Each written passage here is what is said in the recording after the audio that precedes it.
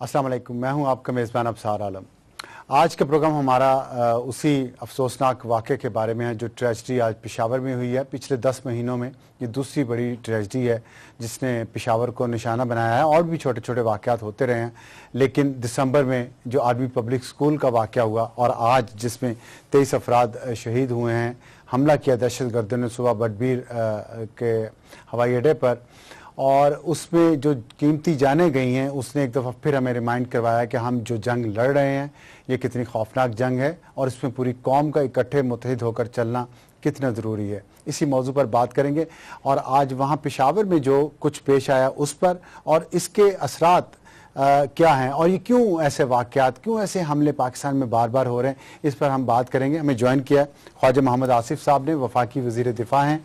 आज वहाँ मौजूद रहे पेशावर में सारा दिन, जनाज़ों में भी शिरकत की और अभी वहाँ से ही तशरीफ़ ला रहे हैं, हमारे पास आए हैं। बहुत शुक्रिया ख्वाजा साहब, आप तशरीफ़ लाए। इस वक्त ज़ाहिर है बहुत मसरूफ़ हैं आप, लेकिन मैं चाहता हूँ कि हमारे नाज़रीन को, कौम को पता चले कि आप वहाँ आपने सारा दिन जो शहीदों की फैमिलीज़ के साथ गुजारा है, फौजी जवानों के साथ गुजारा है, क्या फीलिंग्स लेकर आए हैं? शुक्रिया अफसर साहब। मेरे लिए ये एक बहुत बड़ा एक्सपीरियंस था आज। मैं दोपहर को वहाँ पे पहुँचा, फिर प्राइम मिनिस्टर साहब तशरीफ़ ले आए, हम कोर हेडक्वार्टर गए, इस सारे साने के मुतल्लिक़ जो है ब्रीफिंग ली और उसके बाद जनाजे जो है वहाँ पे अदा किए गए और उसके बाद CMH ज़ख्मियों की इयादत के लिए हम गए। ये आपके स्क्रीन पे इसकी कैप्टन असफंदियार शहीद की तस्वीर दिखाई जा रही है। अजीब एक्सपीरियंस था। मैं उनके वालिद से मिला, प्राइम मिनिस्टर साहब को भी मिले, जनरल रहील को मिले, मुझे भी मिले। मुझे उन्होंने हवाला दिया कि आप जब स्क्रीन पे आते हैं तो मेरा बच्चा कहा करता था कि मैं और डिफेंस मिनिस्टर एक स्कूल के पढ़े हुए हैं, कैडेट कॉलेज हसन अब्दाल के। तो लेकिन जो सबसे अजीब बात जो मैं कहूँगा आपके नाजरीन को और सारी कौम को, जिसके ऊपर गौर करना चाहिए, एक लम्हे के लिए सोचना चाहिए कि जो उसके वालिद ने बात कही। असफंदियार शहीद कैप्टन के वालिद ने कहा कि जिस वक़्त मैंने अपने बच्चे की लाश देखी है तो पहली चीज़ मैंने वो चेक की है कि उसने गोली कहाँ खाई है। वाह वाह। और जब मैंने देखा कि मेरे बेटे ने सीने पे गोली खाई है तो मुझे ये फ़ख्र हुआ कि मेरे बेटे ने मुझे सुरखरू किया है। ये एक ऐसा एक्सपीरियंस है जो मैं पता नहीं कन्वे कर पा रहा हूँ या नहीं कर पा रहा, लेकिन जब तक ये शहीद जो हैं, जाने देने वाले ज़िंदा हैं और जब तक उनके बहादुर माँ बाप ज़िंदा हैं, मेरे मुल्क को कोई गज़न नहीं पहुँचा सकता। मेरे वतन के ऊपर कोई आंच नहीं आ सकती। ये लोग जो हैं, ये अजीम लोग हैं, ये अज़मतों वाले लोग हैं, ये हमारे मोहसिन हैं जिन्होंने इस वतन के लिए, इस मट्टी के लिए अपनी जानें कुर्बान कर दी हैं। और मुझे नाज है और अपनी काम आएगी का एहसास भी है कि इनके वालिदैन कितने बड़े लोग हैं जो इतने कीमती सरमाया गंवा के भी उस पर फ़ख्र कर रहे हैं, उस पर नाज कर रहे हैं और मज़ीद कुर्बानियाँ देने के लिए तैयार हैं। 6 सितंबर को भी हमने देखा वहाँ पे शहीदों की माएँ आईं, भाई आए, बेटे आए, बहनें आईं, वालिद आए और जिस फ़ख्र से वो अपने बिछड़ जाने वालों की शुहदा को याद कर रहे थे, मुझे बहुत एहसास हुआ कि हम लोग दिन ब दिन जो है ये इन लोगों के जो एग्जाम्पल्स हैं इनमें इजाफा होता जा रहा है। हमारे मौसमों की तादाद में इजाफा होता जा रहा है। ये लोग जो वतन के ऊपर अपनी जानें निछावर कर रहे हैं, जो कौमें अपने मौसमों को याद नहीं करती, अल्लाह ताला उन मौसम कौम। ऐसा बड़ी अच्छी बात की आपने। आप भी कौम को याद दिला रहे हैं। अपने कौम के जो मोहसिन हैं, ख़ुद भी आपने देखा। ये बताइए आप भी खुद एक बाप हैं, एक बाप के तासुरात जो आपने फील किए, ख़ास तौर पर उस वक्त जब उनके बेटे की लाश सामने है तो वो देख रहे हैं कि इसने गोली सीने पर खाई या नहीं खाई। कितना बड़ा दिल चाहिए एक बाप का। मैं इमेजिन भी नहीं कर सकता ये हौसला। और फिर जब हम अस्पताल में ज़ख्मियों के पास गए हैं और जब मैंने उनके हौसले देखे हैं, ज़ख्मियों के हौसले देखे हैं और जितना जज्बा था उनमें, और लाजवाल जज्बा था।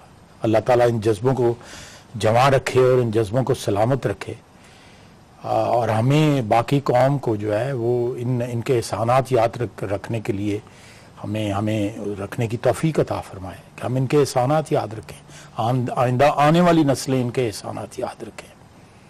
ये जो जिन लोगों ने जाने निछावर की हैं अपने वतन के ऊपर, आज नहीं जो कल गुजरा है उसमें भी पिछले कई सालों से 5000 से ज़्यादा हमारे फौजी जो है वो शहीद हो चुके हैं। 20,000 के करीब टोटल शोहदा हैं जो दहशतगर्दी की नज़र हुए हैं, जो दहशतगर्दी का निशाना बने हैं। 58,000 जो है कैजुअल्टीज़ पाकिस्तान की हुई हैं, और आज भी पाकिस्तान के जो है इसकी कुर्बानी को पूरी दुनिया जो है उस तरह एक्नॉलेज नहीं करती जिस तरह एक्नॉलेज करना चाहिए। भाई साहब, ये आपने बड़ी अहम बात की है। मैं चाहता हूँ इस वक्त जो आपके महसूसात हैं वो कौम तक जाएं, और हम थोड़ा सा एक नाजरीन ब्रेक लेंगे, इसका एनालिसिस करेंगे हम, लेकिन एक छोटे से ब्रेक के बाद।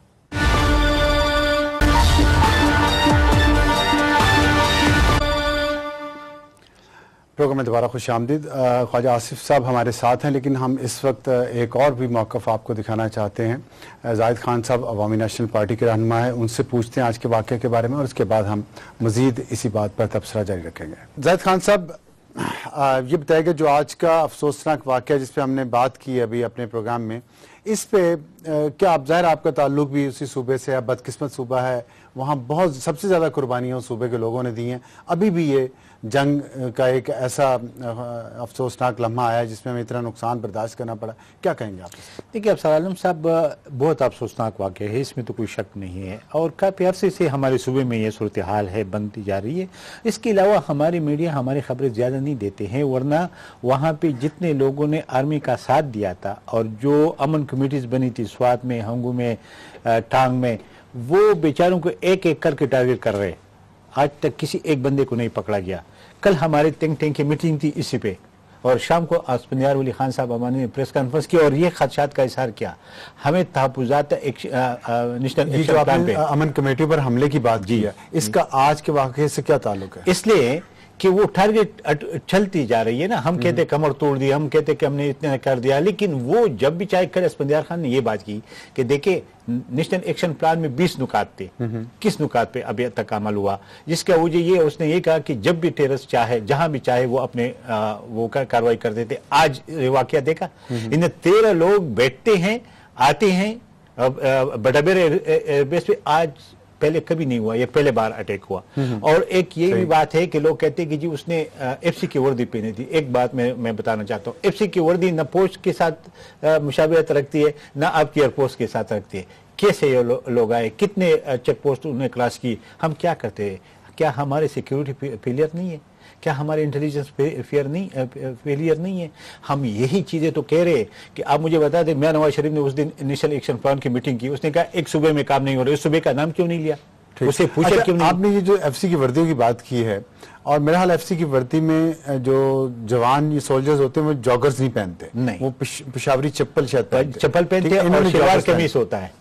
ये शलवार कमीज तो उनकी थी, लेकिन इन्होंने शलवार कमीज उसके मलेशिया कलर्स का होते हैं। अच्छा, मलेशिया कलर, ठीक है। तो ये सिक्योरिटी लैब से, और जाहिर है ये तकरीबन 10 महीनों में दूसरा वाकया पेशावर में, पहले वो आर्मी पब्लिक स्कूल वाला अफसोसनाक वाकया हुआ। तो ये इस आप समझते हैं यहाँ कोताही है कहीं हमारी इंटेलिजेंस में और सिक्योरिटी में?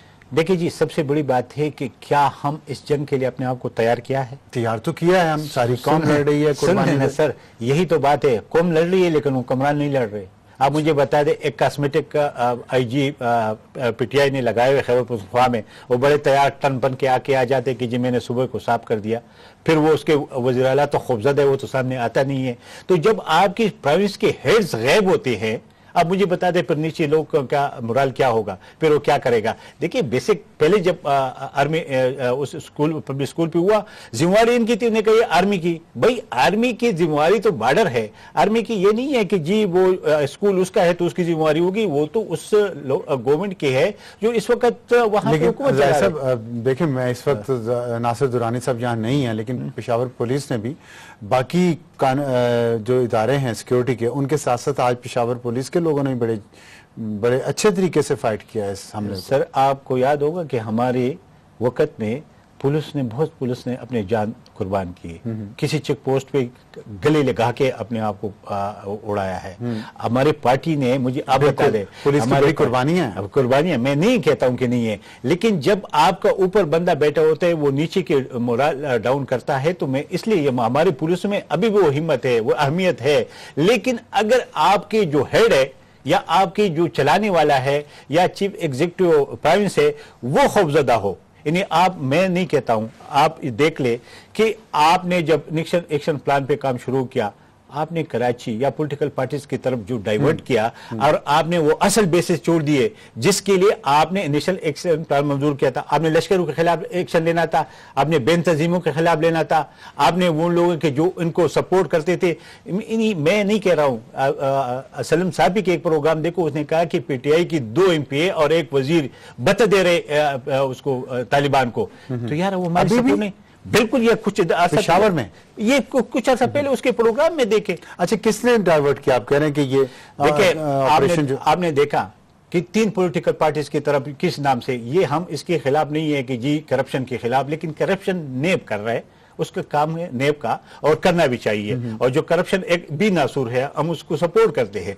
लेकिन अगर आप वो पॉलिटिकल साइड पे लेके जाओगे तो फिर इसका रिजल्ट ये निकलेगा कि वैक्यूम क्रिएट होगा। देखिए, दोनों चीजों को गड़बड़ हम करते हैं तो हम बेइंसाफी नहीं करते। कराची में हो रहा है करप्शन के खिलाफ, ये यहाँ पे एक अलग जंग जारी है। एक सुन लेना, करप्शन क्या हो रहा है, तो ये जिंजर का काम तो करप्शन नहीं है ना, करप्शन है, करप्शन है उसका, वो जो दहशतगर्दी को माली सपोर्ट करते हैं। तो मैं तो ये अर्ज कर रहा हूँ कि ये माली सपोर्ट तो पेशावर में, मैं नहीं कह रहा हूँ, खुद कह रहे हैं। ठीक है, लेकिन टारगेट किलिंग भी तो एक दहशतगर्दी है ना कराची में, और उसकी सपोर्ट इससे हो रही थी, उसकी कोई शक नहीं है। मैं तो देखिए, लेकिन अगर पीपल पार्टी को आप कह दे तो मैं इसलिए नहीं मानूंगा कि पीपल पार्टी ने भी कुर्बानी दी, हमने भी दी, एज ए पॉलिटिकल पार्टी तो नहीं दी। अगर कोई फर्द है, कोई लोग है, बेशक आप उसको लटका दे, बेशक आप उसको मार दे, चाहे मेरे पार्टी में चाहे किसी पार्टी में।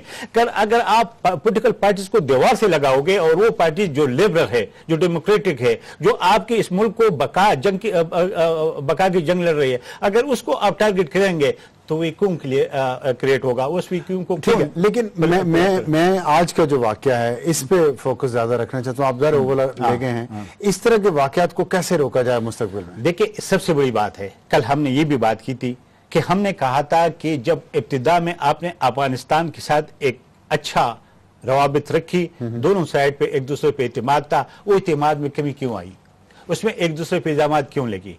उस पर एक चीज देखें कि जब तक अफगानिस्तान के साथ आप एक पेज पे न हो, वो हम पे इल्जाम लगाते हैं, हम उस पर इल्जाम लगाते हैं। ठीक है, राह को भी अगर आप कहते हो तो जो जिसको मौका मिलता है वो आपके लोग आपके खिलाफ इस्तेमाल कर रहे, वो लोग कि जो आपने ट्रेनिंग दी थी, आपने लश्करें बनाए थे। हम तो ये चीख रहे, हम ये कहते हैं कि मेरे भाई अभी भी वक्त है, आप मेरा बानी करें, ये बुड और गुट से निकले। आप उससे एक देखिए, जब तक अफगानिस्तान में अमन नहीं होगा, आज मैं ख्वाजा आसिफ को सुन रहा था, वो उसके ऊपर कह रहे तो वो आपके ऊपर कह रहे। एक मैंने एनालिस्ट सुन रहा था, वो कहते कि जी हमें करना चाहिए, जाके जलालाबाद में अटैक करने चाहिए। अच्छा। हमें हाँ, कुनर में जाके आपके एक वो जो क्लीन शेव वाला एक टीवी पे लगा था। मैंने कहा यार पागलपन है ये, देखे ना, अगर आप हिंदुस्तान को कहते कि भाई आपका कोई हक नहीं है, तो अफगानिस्तान अगर कमजोर सही, लेकिन अफगानिस्तान में नेटो बैठी हुई है। ठीक है, नहीं, लेकिन ये बताइएगा कि आप समझते हैं कि अभी भी गुड और बैड में फर्क जारी है? बिल्कुल, अगर ना होता तो ये सूरत-ए-हाल ये इस नौबत तक न आती।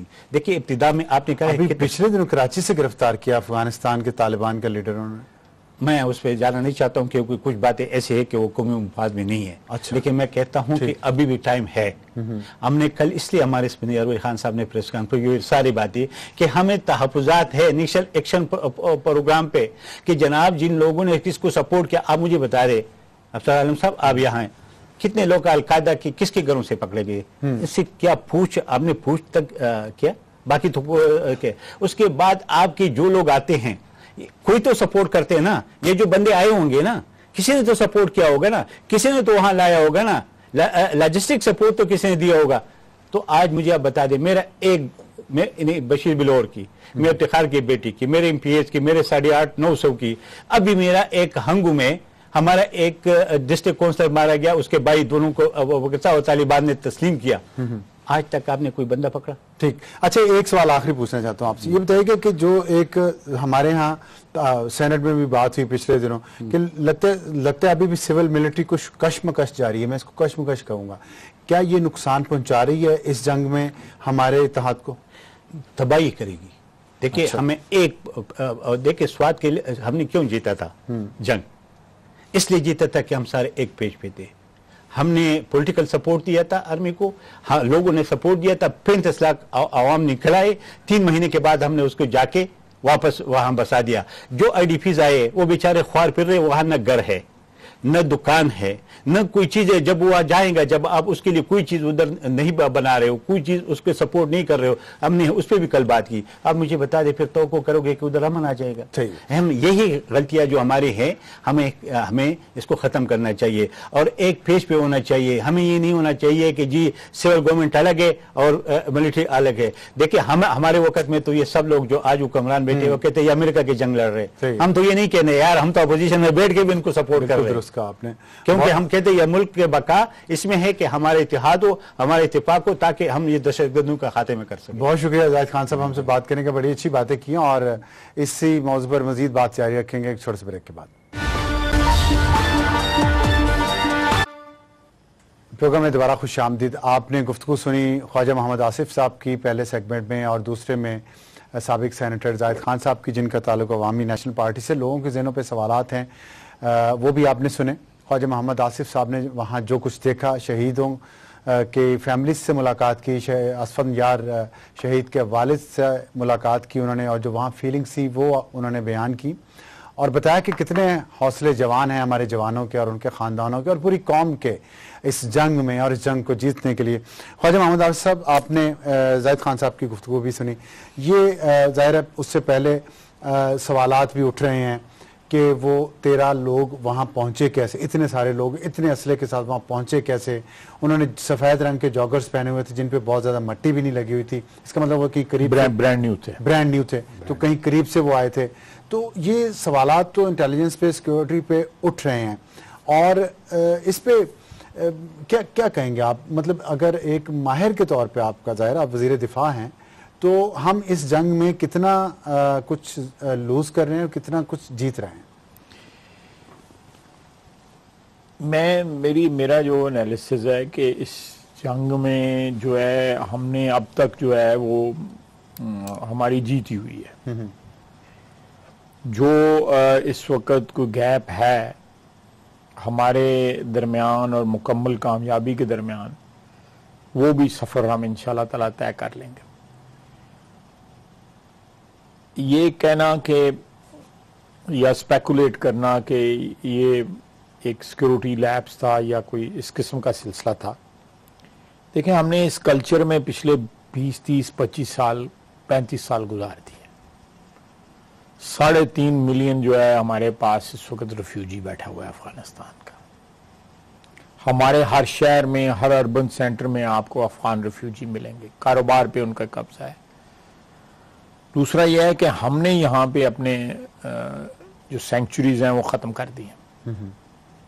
कोई माने या ना माने, लेकिन हमने सेंचुरीज जो है ना एक लिहाज से बिल्कुल उनको नेस्तनाबूद। अफगानिस्तान को शिकायत थी हमसे सेंचुरीज की, नेटो को थी, आज सेंचुरीज जो है ना उनकी तरफ है, हमारे यहाँ कोई नहीं। हमारे वहाँ जहाँ पे अगर कोई है सेंचुरीज नहीं रहेगी, लेकिन उनके जो रेमिनेंट्स जो है ना, कोई बाकियात जो है वो कहीं शवाल में, कहीं जंगलों में बैठे हुए हैं या कहीं उनके स्लीपर सेल्स, लेकिन वो इस वक्त ऑपरेट जो है ना फ्रॉम अक्रॉस द बॉर्डर का। जो लोग कह रहे हैं, जैसे जाहिद खान साहब ने भी कहा, good and bad Taliban concept नहीं है, कॉन्सेप्ट नहीं है। हमारे लिए तालिबान जो है वो सारे के सारे जो है वो एक ही ब्रैकेट में आते हैं। जो स्टेट के खिलाफ उठाएगा, जो दहशतगर्दी करेगा, जो मुल्क के आइन और कानून को चैलेंज करेगा, पाकिस्तान की बका का वो दुश्मन जो होगा, हमारे आवाम का, हमारे बच्चों का, हमारे जवानों का जो दुश्मन होगा, वो पाकिस्तान का दुश्मन तस्वर किया जाएगा। उसमें और किसी और किस्म के दहशतगर्द में कोई तमीज़ नहीं की जाएगी। ये बात मुसलमा है। माजी में इस किस्म की जो है वो डिफ्रेंशिएशन की जाती रही है, ये इसमें कोई शक नहीं है। लेकिन जब हमने ये ऑपरेशन शुरू किया है तो बगैर किसी को इस्तिस्ना दिए हम ये ऑपरेशन कर रहे हैं। और जो लोग इसका गिला करते हैं, मसलन जिसमें वेस्टर्न पार्स शामिल हैं या अफगानिस्तान शामिल है, आज वो बताएं कि उनकी सरजमीन से ये जो दहशतगर्द जिन्होंने आज हमला किया है या जिन लोगों ने APS पे, आर्मी पब्लिक स्कूल पे हमला किया था, वो उनकी प्लानिंग जो है अफगानिस्तान की सरजमीन पे हुई। उनके प्लानर्स आज भी अफगानिस्तान की सरजमीन पे बैठे हुए हैं, उनके स्पॉन्सर्स वहां पे बैठे हुए हैं, उनके फैसिलिटेटर्स वहां पे बैठे हुए हैं। और वहां से किसी बंदे का एक गाड़ी में बैठ के यहाँ आ जाना, उसके बाद जो है 1 या 2 या 3 दिन के बाद जो है तमाम हालात वाक़यात का जायजा लेके एक रिकॉनेसेंस करके उसके बाद हमला करना जो है, वो आप ज़रूर कह सकते हैं कि ये हम उस मुकम्मल कामयाबी तक अभी तक नहीं पहुंचे। इसमें ये सारी चीज़ें एलिमिनेट हो जाएंगी। अभी ये चीज़ें मौजूद हैं, उनका इंफ्रास्ट्रक्चर जो है हमने कम्प्लीटली डिस्ट्रॉय कर दिया है, लेकिन उसका कहीं ना कहीं जो है ना अभी कुछ सिलसिले बाकी हैं जो इंशाअल्लाह ताला ख़त्म होंगे। हमारी इतनी इन्वेस्टमेंट, अबसार साहब, इस दहशतगर्दी के खिलाफ जो जंग है, जितनी हमारी इन्वेस्टमेंट है, दुनिया में किसी कौम की इतनी इन्वेस्टमेंट दुनिया मान क्यों नहीं रही? जैसे भी आपने जिक्र भी किया कि ये हमें इल्जाम देते थे, अब वहां से हो, ये हम उन्हें ऑफिशियली भी बता रहे हैं कि खाली हम ऑफिशियली भी बता रहे हैं। मैंने जिस तरह जो है मैंने जिक्र किया इस बात का कि वहां पे जो वहां की हुकूमत है अफगानिस्तान की, वो कहते हैं कि ये सेंचुरी जो जहां से आपके खिलाफ दहशतगर्दी हो रही है, वहां पे हमारा एडमिनिस्ट्रेटिव कंट्रोल इफेक्टिव नहीं है, काबुल की रेट नहीं है वहां पे, तो इसलिए हमको कार्रवाई करने से कासिर है या कोई मौसर कार्रवाई जो है हम नहीं कर सकते। तो ये इसका कुछ ना कुछ इंशाल्लाह ताला हल जरूर निकलेगा। मैं इस वक्त स्पेकुलेट नहीं करना चाहता, लेकिन इसका जरूर को हल निकलेगा कि वहां जो सेंचुरीज हैं उनके खिलाफ किस तरह मौसर कार्रवाई की जा सकती। अच्छा, लेकिन एक पॉइंट ऑफ व्यू पाकिस्तान में ये भी पाया जाता है कि जब अशरफ गनी वहां पे आए हैं अफगान सदर नए, उन्होंने आके पॉलिसी तब्दील की और पाकिस्तान को बहुत वक्त मिला है अपनी पॉलिसी बेहतर करने का, लेकिन हमने एक पॉइंट ऑफ व्यू है कि हमने शायद वो वक्त ज़ाया किया और हमने उनकी जो रिक्वायरमेंट थी वो पूरी नहीं की, तो अब वो भी पीछे हट गए हैं। क्या ये दुरुस्त तासुर है? लेकिन नहीं, मैं समझता हूँ कि ये सही नहीं है, ये दुरुस्त नहीं है, ये जो एनालिसिस है। जो अबसार साहब, हमने रिकन्सिलिएशन का जो एफर्ट शुरू किए वो कामयाबी के साथ आगे बढ़ रहे थे और अभी भी उनकी दोबारा सताइश साहब होके हैं, दोबारा उम्मीद जो है वो निकल आई है कि वो दोबारा वो प्रोसेस स्टार्ट होगा। लेकिन इस वक्त अफगानिस्तान के अंदर ऐसे एलिमेंट्स हैं, वहां की जो सियासत है उसमें ऐसे एलिमेंट्स हैं जो चाहते हैं कि ये सिलसिला जो है नाकाम हो, इस खिते में अमन ना हो और पाकिस्तान और अफगानिस्तान के ताल्लुकात जो है, जो पिछले 1-1.5 साल में बढ़ते हुए अच्छे होते नजर आ रहे थे, वो ताल्लुकात खराब ना हो, जिसमें जो पुरानी हुकूमत है उसके एलिमेंट्स भी शामिल है, अफगानिस्तान की पुरानी हुकूमत जो है। तो ये वेस्टेड इंटरेस्ट हैं। देखें, अफगानिस्तान जो है उसमें बदअमनी जो है इस वक्त तकरीबन पिछले 40 साल से बदअमनी है। सियासत वहां पे तितर बितर हो गई है, वहां पे कोई सेंट्रल स्ट्रक्चर कोई नहीं है वहां पे। तो ये उनसे नेगोशिएट करना भी एक जो है ना बड़ा मुश्किल जोखिम वाला काम है। अब लेकिन अगर ये रिकन्सिलिएशन का सिलसिला जारी रहे तो उसमें ज़रूर जो है ना अमन की जो है ना वो बन सकती है, सूरत हाल जो है वो निकल सकती है, पैदा हो सकती है। एक सिलसिला मुनक़ता नहीं होना चाहिए। हमने जो डिलीवर किया है अफगानिस्तान ने उतना डिलीवर नहीं किया। ठीक है, अच्छा, ये आपने दावा किया कि अफगानिस्तान ने उतना डिलीवर नहीं किया। मैं एक सवाल और आपसे पूछना चाहता हूँ। एक इत्तेफाक लगता है, हमें लगता है, हो सकता है इसके पीछे इत्तेफाक ना हो, कोई प्लानिंग ही हो, कि कभी काबुल में कोई हमला होता है या अफगानिस्तान में कोई हमला होता है, उसके जवाब में पाकिस्तान में कहीं ना कोई बड़ी दहशतगर्दी की कार्रवाई हो जाती है। साथ ही या कश्मीर के बॉर्डर पे या सियालकोट के बॉर्डर पे इंडिया कोई ना कोई LOC पे वायलेट करता है। ये सारा इत्तेफाक है या इत्तेफाक नहीं है? इत्तेफाक नहीं है अबसार साहब। मैं जो जिस तरफ आपका सवाल जो है लीड कर रहा है, मैं बिल्कुल उसको सपोर्ट करता हूँ। ये एक नेक्सस है जो मैंने इशारा किया है कि जो पहले एलिमेंट्स थे, पहली जो हुकूमत थी वहाँ पे अफगानिस्तान में, या जो भी सेटअप था पिछले कई सालों से चला आ रहा था, उसमें आज भी और पहले भी एक इन्फ्लुएंस जो है इंडिया का वहाँ पे था और है। और ये एक जिसको कहते हैं अनरिटन सा अंडरस्टैंडिंग है हमारे दोनों हमसायों की में। मैं हुकूमत की बात नहीं कर रहा, वहाँ पे ऐसे एलिमेंट्स मौजूद हैं जो चाहते हैं कि ये जो है एक लो इंटेंसिटी सिलसिला जो है जारी रहे। इनको और भी जो ताकतें हैं, कुव्वतें हैं, उनकी आशीर्वाद जो है वो ज़रूर होगी, क्योंकि ये आइसोलेशन में ऑपरेट नहीं कर रहे ये लोग जो है। ये लोग जो है इनको ज़रूर आशीर्वाद है, और जो नेक्सस है इंडिया का और अफगानिस्तान में जो लोग हैं जो पाकिस्तान के साथ सुलह नहीं चाहते, मुझे प्रेसिडेंट अशरफ गनी की खुलूस के ऊपर बिल्कुल यकीन है। वो चाहते हैं कि इस खित्ते में अमन हो और पाकिस्तान के साथ जो है और अफगानिस्तान जो है दो बरादर ममालिक की तरह जो है को एग्जिस्ट कर सकें। और ये बिलीफ कि उनका अमन हमारे साथ जो है नथी है और हमारा अमन जो है उनके साथ नथी है, ये बिल्कुल वो इस बात को सपोर्ट करते हैं। लेकिन वो पॉलिटिकल इंस्टेबिलिटी जो है, एक अनस्टेबल कंट्री है फॉर लास्ट 40 ईयर्स, उसमें पॉलिटिकल स्टेबिलिटी। अब मैं एक बात, इंटरेस्टिंग बात जो है मैं आपको देखिए, हमने अकेले जो है ये जंग लड़े हैं पिछले 2 साल से दहशतगर्दी के खिलाफ। वसाइल अपने हैं, जानें अपनी हैं, वतन अपना है, अपनी मट्टी है जिसको बचाने के लिए हमने, और इसका अगर इसमें जो कामयाबी इंशाअल्लाह ताला होगी उसके तमाम खित्ते के ऊपर असरात होंगे। 16 ममालिक की अफवाज अफगानिस्तान में पिछले 15 साल से बैठी हुई है। अफगानिस्तान की अफवाज भी डाल रहे, 17 ममालिक की अफवाज वहां पर बैठी हुई है। $9 बिलियन जो है अमेरिका उनको देता है, उनको सर्वाइव, उनको अफ्लोट रखने के लिए वहां पे हर साल जो है ये सारा पैराफर्नेलिया और ये सारा जो है ये पूरी जो वहां पे दुनिया इकट्ठी हुई है, वहां पे हम नहीं कायम कर सकी। वहां पे आज भी जो है most of the territory in Afghanistan जो है वो आज भी जो है वो काबुल के उसमें इन्फ्लुएंस में नहीं है, पूरी तरह कम से कम जरूर नहीं है।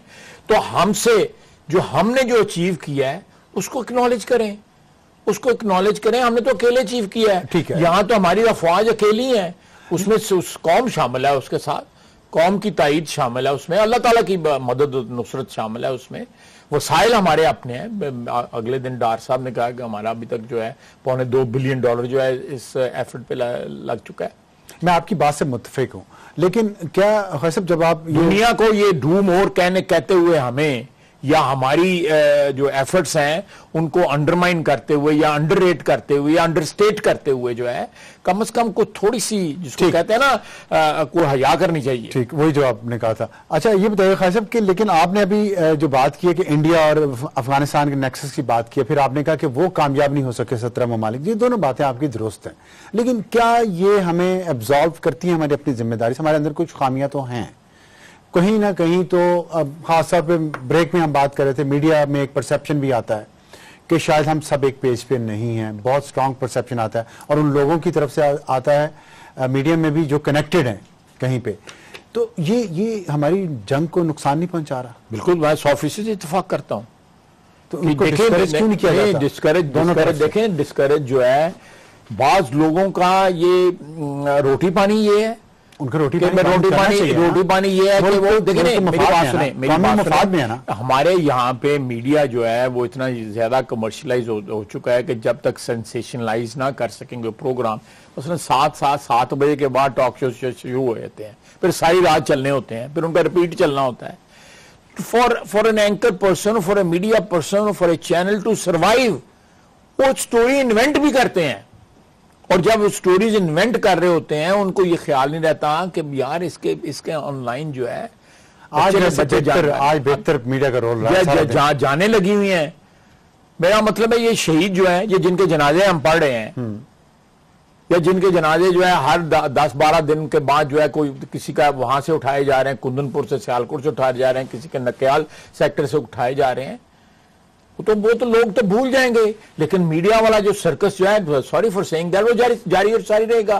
उनको कोई ना कोई कंट्रोवर्सी जो है उस चीज को लाइव रखने के लिए जो है, फीड करने के लिए हर वक्त जरूरत होती है। मैं आपको ये बताऊं, उसमें कोई सियासतदान सियासतदान भी देखें, मेरी वो भी तो उसको हवा देते हैं। मैं एक बात कहूं कि ये हम अपने नैरो ऑब्जेक्टिव्स के लिए अपने पेटी ऑब्जेक्टिव्स के लिए, ठीक है, जो इस मुल्क की जो प्रिविलेज क्लासेस हैं जिसमें सारे शामिल हैं, सियासतदान अकेले नहीं शामिल, बिल्कुल ठीक है, सारे शामिल हैं। बात खत्म होगी। मैं मराद याफ्ता तबका जो है ना अपने नैरो और पेटी ऑब्जेक्टिव्स के लिए वो कुछ भी कर सकते हैं, ठीक, कुछ भी कर सकते हैं। लेकिन एक बात का ध्यान रखें, मैंने शुरू में जब प्रोग्राम आपका स्टार्ट हुआ था तो मैंने कहा, मैंने लोग जो है ये अरबपति करोड़पति तो नहीं लगे हैं जिनके बच्चे शहीद, ये आकाश आफ्ताब रबानी के वालिदैन जो है कोई अरबपति करोड़पति तो नहीं है, ये असफंदियार के वालिदैन जो कोई अरबपति करोड़पति तो नहीं है। यहाँ पे जो है आपके सैकड़ों अरबपति और करोड़पति लोग जो हैं उनको ये उनके पास इतना हौसला है जो इनके वालिदैन के पास हौसला है नहीं, या कोई उनका बच्चा कुर्बान हो सकता है इस तरह मुल्क के ऊपर, वतन के ऊपर जो है। बातें तो बड़ी करते हैं, मेरा भाई शाम को बैठ जाते हैं, हर बंदे को डॉक में ले आते हैं, हर बंदे को डॉक में ले आते हैं। जजमेंट की सीट के ऊपर हमारा मीडिया भी बैठा हुआ है, हमारे सियासतदान भी बैठे हुए हैं, सारे जो है वो जजमेंट की सीट पे बैठे हुए हैं। वो अपना गिरबान तो पहले देखो, ठीक, अब देखो अपनी जो है वो क्या कहते हैं, मैं I don't want to use a word, मुझे इस वक्त नहीं आ रहा, अपनी जो वो देखो तो सही कि क्या है, औकात क्या है। ठीक, खान साहब मुझे ये बताएं कि शोहदा का जिक्र हुआ, मैं इधर ही जरा फोकस रखना चाहता हूँ। पाकिस्तान में सिविलियन पॉपुलेशन भी और मिलिट्री के जवान भी, ऑफिसर्स भी बहुत शहीद हुए हैं इस जंग में, हजारों की तादाद में। क्या पॉलिसी आपके पास सिविलियंस के लिए, और खासतौर पे आप वजीर दिफा हैं, मिलिट्री के जो शोहदा हैं उनके बच्चों फैमिलीज के लिए क्या पॉलिसीज हैं? मैं अफसार साहब ये अफसोस के साथ कहना पड़ता है कि ये हम लोग जो है ना ये भूल जाते हैं, ये कुर्बानियां जो है ना याद नहीं रखते हैं। अब पेशावर में जो किस्सा खानी में जो हुआ था वाकया, किसी को याद है वहां पे कौन शहीद हुआ था और उसके बच्चे के किस हालत में है? या आरे बाजार लाहौर में जो शहीद हुए थे उनका किसी को पता है? या अब्बास टाउन कराची में जो शहीद हुए थे, या वो बल्दिया टाउन में जो लोग दहशतगर्दी का शिकार हुए थे, जो वाघा बॉर्डर पे जो हुए हैं, जो कोयटा में हुए हैं, पाकिस्तान के हर शहर में आपको ये दास्तान मिलेगी।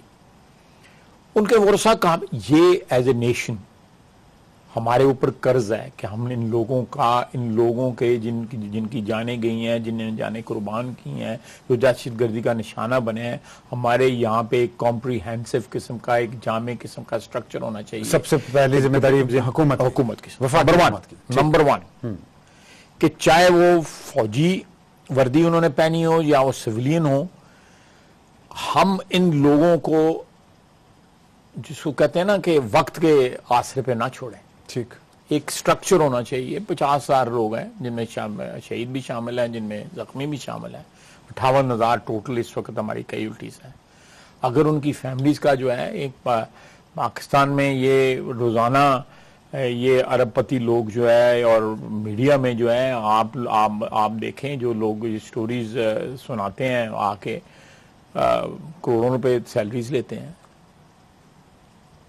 सियासतदान बड़े बड़े अमीर हैं, बिजनेसमैन बड़े बड़े अमीर हैं। अल्लाह ताला का फजल है, किसी के पास हलाल का है, किसी के पास अदरवाइज है।